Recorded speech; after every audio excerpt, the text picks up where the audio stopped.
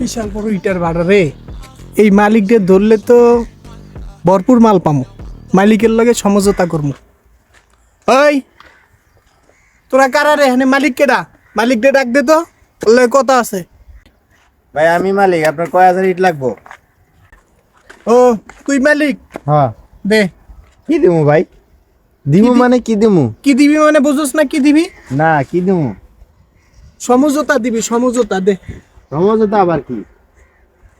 সমঝোতা বুঝোস না? না আমার পোলা পান, এটা তোর ভাড়া না, ইটার ভাড়া না? এটা আমার বাটা।